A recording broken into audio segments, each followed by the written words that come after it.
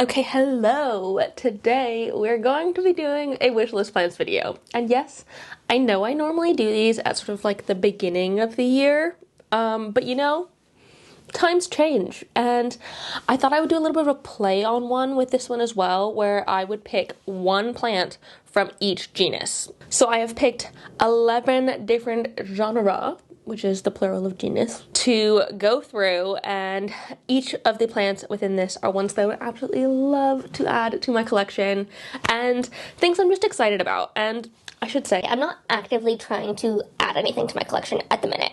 this is just sort of a bit of fun. I like showing off nice plants. I like talking about plants that I would love to bring into the collection one day. And I figured we could go through them together, and maybe you'll be influenced, maybe you won't. Maybe you already have them. And if you do, okay, yes, if you do have any of the plants on this list, let me know if they're easy or hard, because I don't want to be adding too much high maintenance stuff to my collection anyways. So that's what's happening today. Before we get into it though, I want to say, if you're new here and you don't know me already, hi, my name is Emma and I make houseplanting content all over the internet. So if you want to follow along with my houseplanting journey and maybe learn something along the way, stick around, watch some more of my videos, and subscribe to my channel. Right, I've got my phone here because we're just gonna react to these things together, because like I've done a lot of videos lately where I'm like showing you what's going on the screen and then talking separately. No, I want to react to them and like look at how beautiful they are in real time with you, because like, you know what I mean? Okay, so let us go. Also, I'm going to do the genera alphabetically, because it's like in no particular order, and I feel like alphabetically is the only way I could think to order them other than randomly. So we're going alphabetical. And the first genus is aglaonema. And the lovely plant that I would love to get myself from this is the Aglaonema pictum tricolor. Excuse me. I've had my eye on this one for quite a long time, and I'm actually kind of surprised that I haven't gotten one for myself, because they are so cool and beautiful. Like, I would be so down to add one of these to my collection. Like, they're kind of readily available at this point. Like, I don't think it would be hard to come by a pictum tricolor these days. I guess they also have variegated ones out there. Whoa. That's kind of insane. I do quite like variegated aglaonema. I actually currently don't have any aglaonema in my collection, which is weird because they're such low maintenance plants.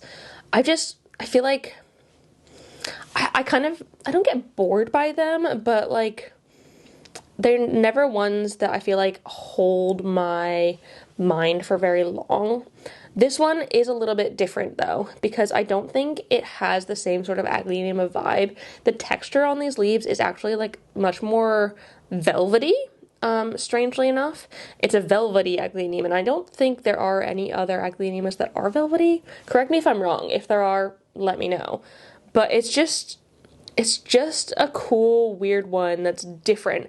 And I quite like the sort of camouflage style leaves. It looks so different to, again, every other aglaonema. It doesn't feel like it's the same sort of plant, but somehow it is, and I'm actually not that mad about it. Ooh, actually, this one's quite cool. Ooh. With the, like, longer skinny leaves? That's fun. Because normally they have, like, quite round leaves. Like you can see in these, they're quite wide. Whereas this one has really skinny leaves, and it's kind of a darker, more silvery version, which, like, I definitely would not mind. And, like, I don't think whoa. That's a weird tricolor. Why has it got so much white in it? It almost looks like it's variegated. Like, I understand that it's probably not, but it's so strange. I feel like I could add one of these to my collection, and one, I don't think they'd be that difficult. In general, aglaonema are very easy care plants, and so I don't think this one would be that different. And, I mean, I love myself a velvet plant, so it just feels like the most reasonable pick for aglaonema. The next genus is alocasia, and oh my goodness, the plant in this one, oh, that sounds so freaking badly. It is the alocasia venom. Oh my god, this plant is so cool. Like, it must be some sort of alocasia hybrid. I should probably, look it up to see. I'll pop it on the screen if it is a hybrid and what it's a hybrid of. But basically, it's got the top of the leaf that looks kind of like a poly or like an Amazonica. And then the bottom of the leaf, it goes like really silvery and super curly and windy, which I absolutely love. And like kind of stingray at the bottom, at the tips of the leaves. Oh, like, look at the way it just twists around there. That's what I want. I just think it's so cool. It is a little bit dangerous though, because I know Cosmo likes to eat. He likes to eat the stingray tips on my alocasia, which I know he's not supposed to. I prevent him from doing that at all costs. So like maybe a little bit risky to be getting another one with the sort of similar vibes, but it's so cool. And I love like the 3-dimensional veination on it as well. Like, it's not just a flat leaf. It's like it's oddly bumpy, and then like the curly ruffly edges are just something to be desired. Ooh, the variegation one is cool as well. It's not really my kind of variegation, I don't think. Obviously this one's like a baby. Actually, I don't think I would like a variegated one. I think I just want the plain one. Like, and the purple backs as well. I love a purple backed alocasia. They're just so nice. But this one is currently extremely unattainable. I say extremely unattainable. I mostly just mean like very, very, very expensive.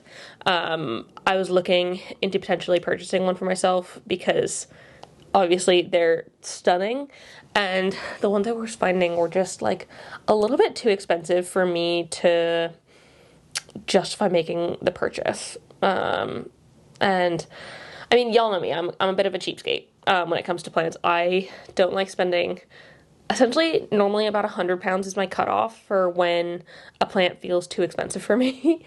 And so if a plant is more than £100, I'm probably not going to buy it for myself. I very, very, very rarely do that.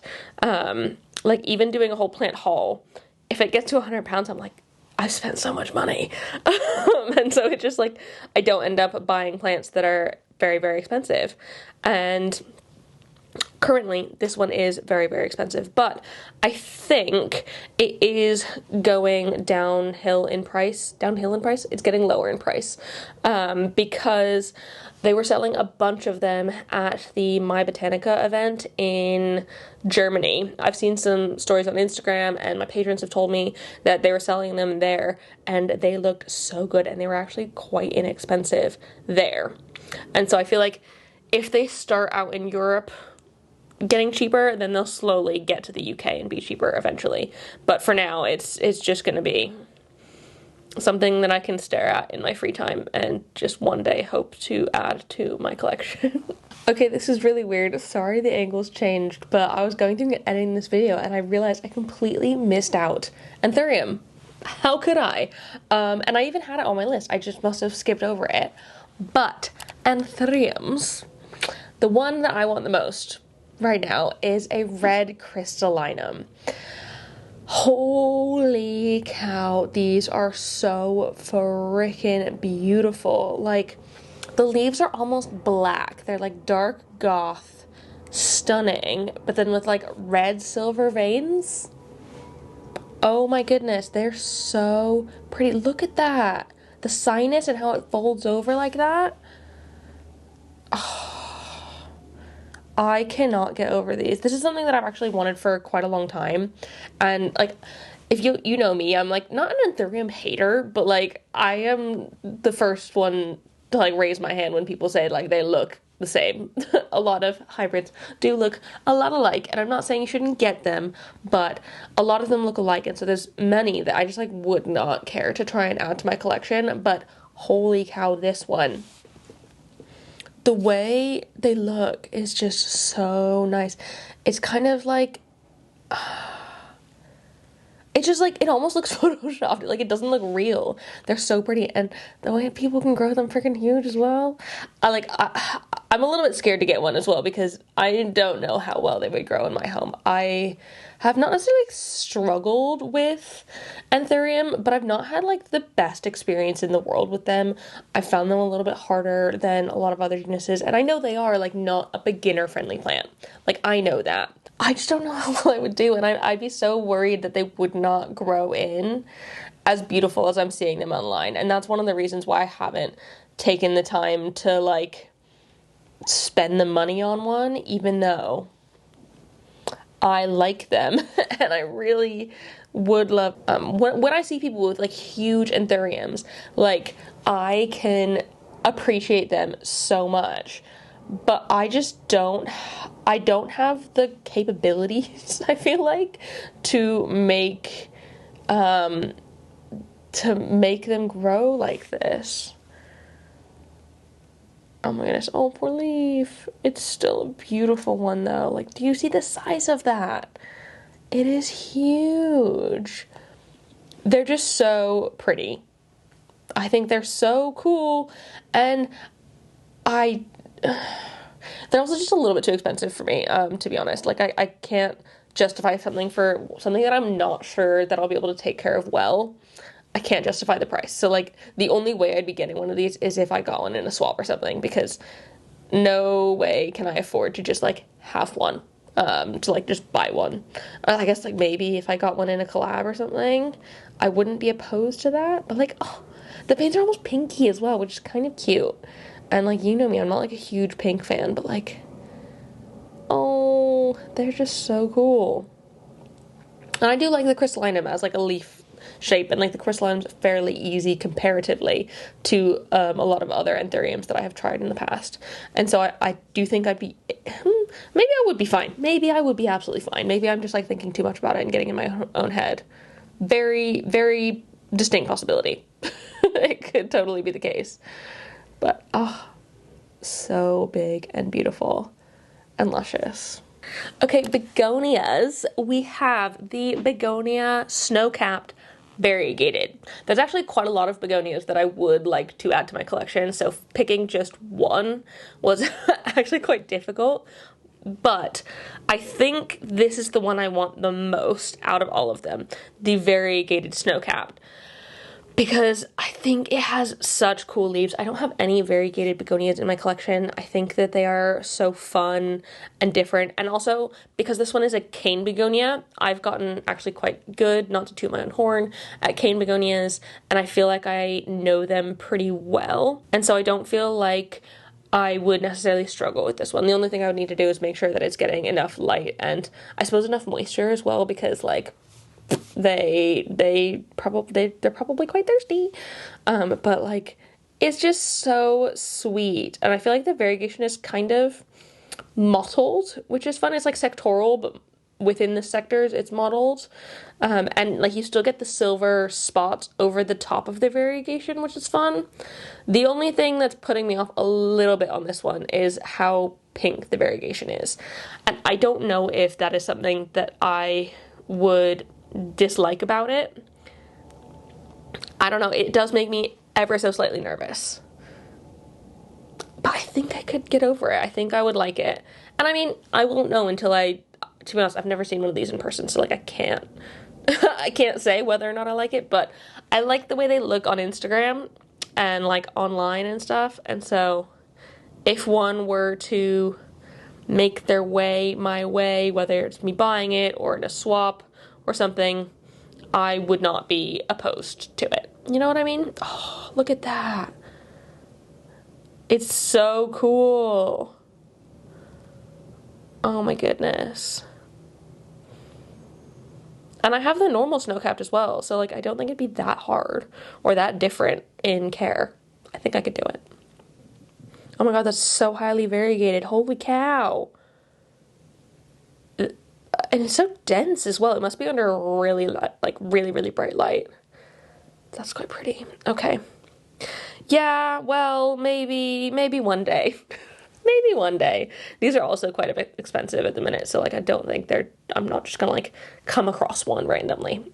So, we're we're just gonna have to wait for a little bit. This next one was actually an epipremnum that I was not really familiar with before, and I was kind of struggling to figure out which epipremnum I would want to include in this video because I have a lot of epipremnums in my collection. They are fairly commonplace. There's not really like there's not really like as many rare, uncommon versions, and like I've tried a lot of them in my time, and I feel like I have the ones that I like. But this one is cool and different and like kind of crazy. The epipremnum giganteum variegated.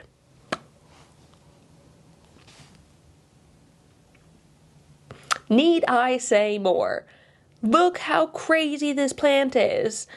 It is so, so beautiful. And so they have this like mottled variegation like this, but then there's also more sectoral variegation. I guess this is a white pearl. There's a few different types of variegated giganteum. And like, I really like how big these leaves are. And I feel like because it's an epipremnum, it must not be that difficult to care for. One would think. Probably not going to be that different than other epipremnum, but they're so freaking pretty. And this does lean a little bit yellow in its like variegation, but I feel like it's more like akin to the Tycon sort of creamy white than it is the like an aurea variegation. But oh my god, these leaves, they are so long and skinny. Why aren't these more common? Like, I think I would even get a non-variegated giganteum, but you know, this is just like my like wish list, my faraway wish list that I'm probably never gonna achieve. Whoa, full variegated mint. Holy cow, yes, this is an amazing plant. Oh my god, what the heck. Oh my god, these leaves. I want one of these so badly. Am I gonna have to like go on a search for a variegated giganteum or a giganteum in general? Let me show you what like the non-variegated ones look like, because they're also really cool. I just feel like they're not as, I mean, it's automatically giving the like variegated ones, but the non-variegated ones are also really beautiful. You know, I'd be happy with any of these. Oh my god, look at all those half moon leaves. I don't know what that plant on the bottom is because I don't think that's what it is, but the plant on top here, those like perfect half moon leaves. Those are stunning. Oh. Well, okay. Oh, like I said, I'm not searching for any of these, but like, I actually don't even think they're that common in the UK. I've not seen any of these in a shop or anything like this. I only just kind of stumbled upon it online. And so that's why it's never been on my radar previously. Because I feel like online, it's very like, you only see what you see, like you only see what you like. And I don't really end up seeing as much like random stuff out there. And so like, this is never just really come across. But I am so down. I am so down for this. It's so beautiful. Okay, so the next genus is Hoya, and I'm gonna go either way here. I'm gonna be very non-specific for a very important reason, because I'd be okay with having either of these. But I want a Hoya polyneura variegated. I don't care if it's inner variegated like this, or if it's outer variegated like this. I want both. They are so cool. Hoya polyneura is one of my absolute favorite Hoyas, full stop. And so adding one of these to my collection would be my freaking dream. And you know what my real dream is? I want to have both and put them in the same pot. I think that would actually look so cool, because like, look how cute they are together. They're just so, I want them both. And like, I know they can kind of get like this, where they get full moon leaves. And I feel like it would just look so pretty. Oh my goodness. Like, oh. But these are also just like not very attainable. I suppose they're just a little bit more expensive. Though I am going to a plant swap soon. So maybe if someone who's going to London plant swap has one and they would like to swap with something, I would be down. Oh my god, also. Oh my god, I should have put this one instead because I want it even more. Okay, changing my answer. It's the Hoya jasminca polyneura. Let me pull it up. Oh my god. It's like an outer variegated polyneura plus broglie silver spots. It is so freaking cool. Look at those leaves. Oh my god, can you imagine that in a pot with like normal polyneura as well? I think that would be so pretty. I don't know, I really like mixing my variegated and non-variegated versions of a plant. And oh my goodness. Oh, that's just a normal albo. But like, look at those leaves. With like the tiny like albo margin.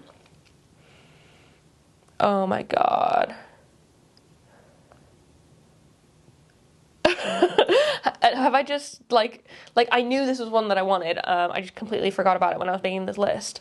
But oh my gosh, yeah, the jasmininca. Okay, well, I've just I've just talked about 3 different Hoyas, but like,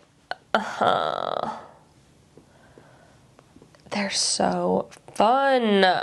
This one really is a bit unattainable. I don't think I will be able to get one of these anytime soon, but like,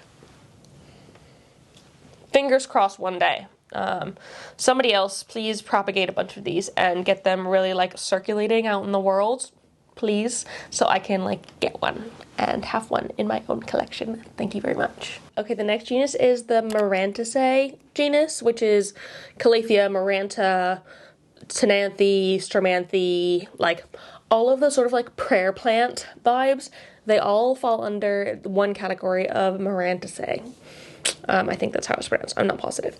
But the one that I want the most at the minute, which surprisingly I don't have any Maranta in my collection at the minute, and I've actually had this one before, and it just ended up being like, I think it probably got thrips or something, and I was struggling with it. I was struggling with a lot of my Marantas for a while, and I just kind of went off them for a little bit, but now I'm like back in here wanting Marantas again.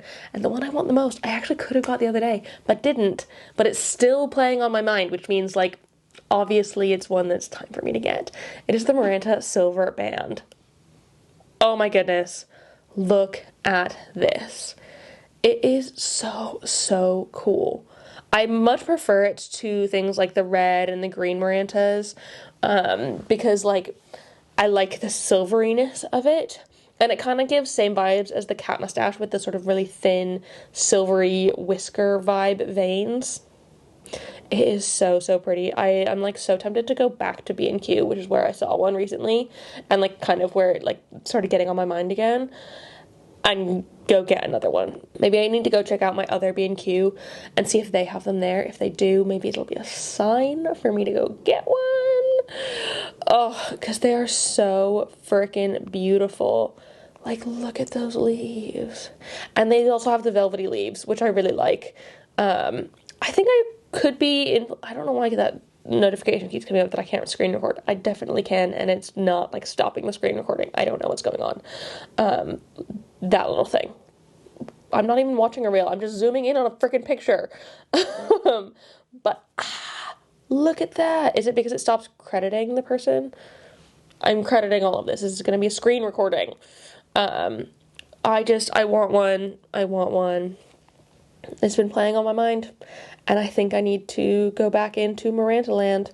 Oh my goodness, what is this? That looks different. Something's going on with this person's Maranta silver band. It's going pinky and black. Down. Oh, look, it's me. Hi. Me holding the silver bands that I didn't buy. I should have just bought one. I don't regret it, but like, if I have a chance to get another one, I definitely will, because I think they're so cool and pretty. And I really want just like a really nice full one, because part of it could be that back in the day when I did have a Maranta silver band, or like all of my sort of uncommon Marantas, because I had quite a few, I would be growing them from cuttings. And yes, they do grow quickly, but like, this 2-leaf plant doesn't give me the same sort of vibes as like a big full one like this. You know what I mean? This just like piques my fancy a little bit more. And so maybe back when I had it, I didn't have like a big full one like I kind of want. Even one like this size, I'd be so down for. Yeah, okay, well, I have to go back to B&Q because I know I'm not technically supposed to be buying plants at the minute, but I've come back onto it. Not that I have much space, but like imagine a silver band just like sitting right there. Wouldn't it look great? Or like right here even? Right there? Oh, I would love that. Maybe I need to, actually, yeah, now I've decided where I'm gonna put it. I kind of want to go get one like right now after I finish filming this video. Oh my gosh. Okay, look at that leaf. I want it so badly. Next genus, monstera. Sort of classic genus that I feel like is almost the like quintessential like houseplantiest houseplant. You know what I want? I want the classic. That's the only monstera that I want right now. I want the big, beautiful Monstera deliciosa, but I want the large form with like multiple rows of fenestrations.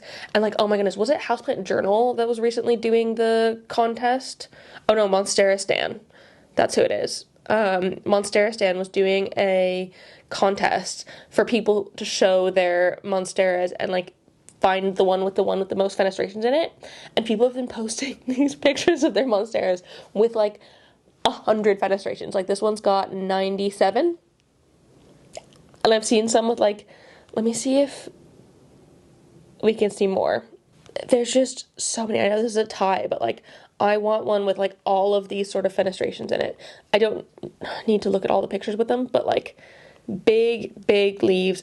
Oh, I just want a really big one, given I don't have space for this in my home. I really don't. And I think that's probably the only reason I haven't actually bought myself one, because I know I can get one of these. I'm sure I can. But there's just no space in my home for something this insanely big. And so one day, when I one day have a bigger home, I can hopefully get to a point where I can have a beautiful big monstera like this. Oh my god. Oh, it genuinely doesn't even need to be variegated. I don't even care if it's variegated or not. I've got my Tycon and I do love my Tycon, but like these big, beautiful green leaves with the fenestrations, something about that just like, I want to live in the tropical jungle home that contains such a big, beautiful plant. Oh my god. Turn it around. Ah! It's so pretty. And I feel like it's kind of a basic bitch answer because like they're not rare. But like I need it. Oh. Yeah, like it doesn't even have to have tons of leaves either. I would start out with one maybe this size. It's still freaking massive, so like don't have anywhere to put it, but I would start out with one this size. When it comes to philodendrons, they are definitely not a top tier plant in my home. I mean, I do have some very lovely philodendrons that I love with like my whole heart, but I've tried so many philodendrons that I don't actually like very much, and I ended up getting rid of them because they just didn't capture me the way I want them to. But there's one that I have on my list that I've had on my list for probably years, but I don't talk about it because I always forget about it because it's a philodendron. The philodendron Rio. Look how pretty this is. It is so cool. It's kind of I think it's a Brazil hybrid or like mutation or something with like super duper creamy sectoral variegation. And it's usually quite skinny leaves as opposed to like the very heart-shaped ones. Oh, even like that, even when it is more heart-shaped, it's so cool. One of my other favorite philodendrons that I had a while back was the Cream Splash. And I do still really love that one, but I ended up giving it away because it just wasn't for me.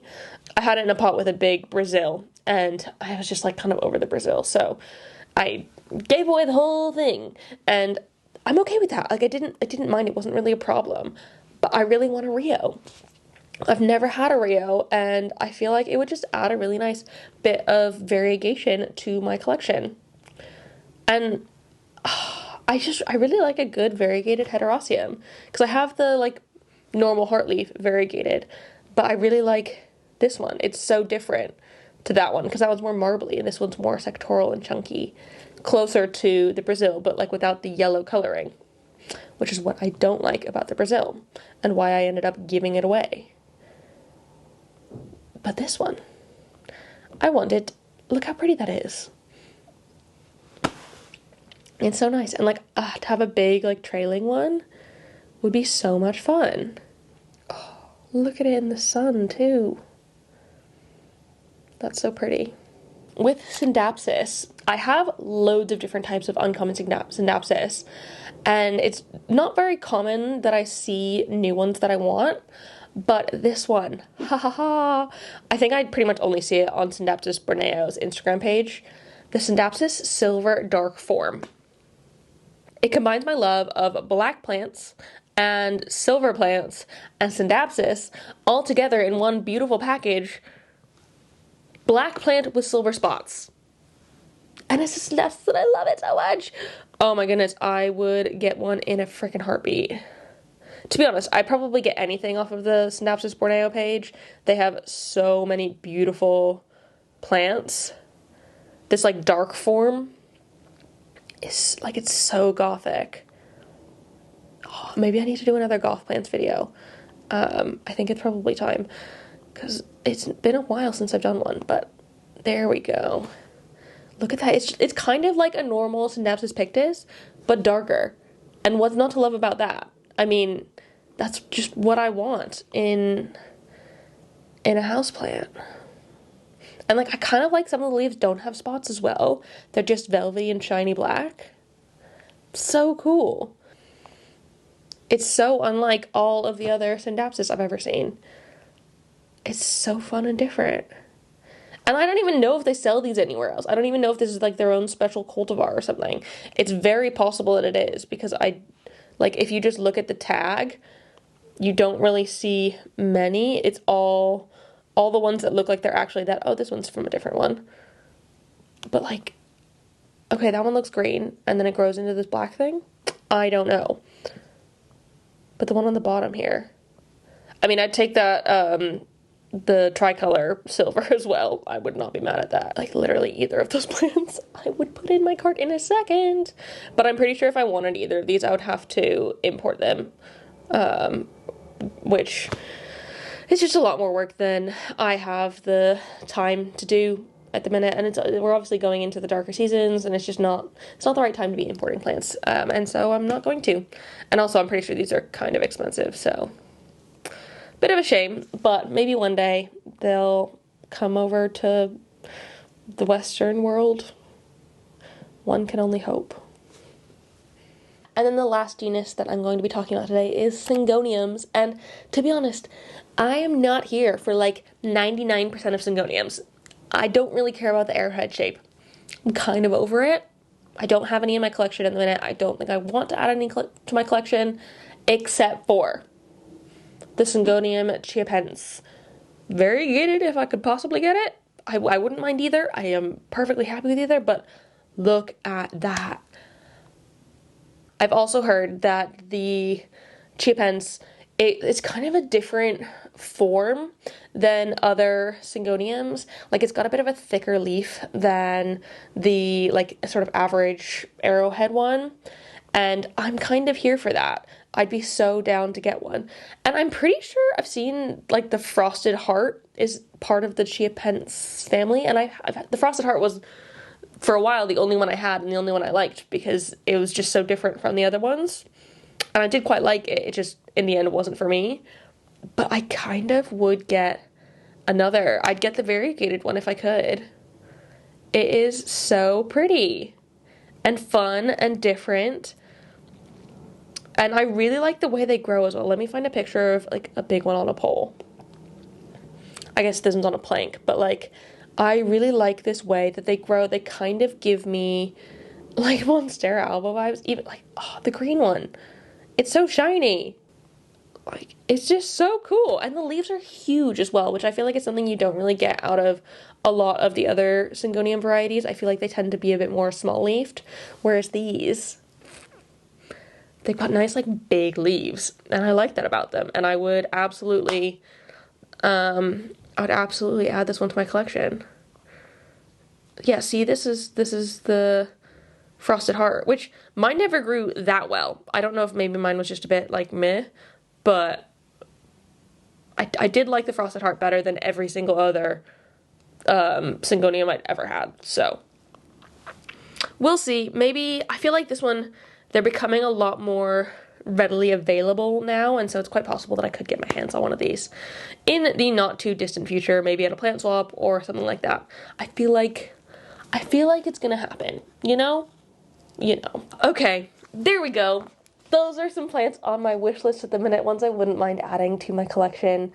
If you got any of them as well and you fancy a trade and you're in the UK, hit a girl up. I'm sure we can work something out, because I've got a lot of plants, and I'm sure a little swapsy could be possible. Let me know. But otherwise, I hope you enjoyed this video. If you did, please give it a thumbs up down below and leave a comment on other houseplanty things you'd like me to talk about in the future, and subscribe for more. I will see you next time. I hope you're having a fantastic day, and don't forget to keep growing. Bye!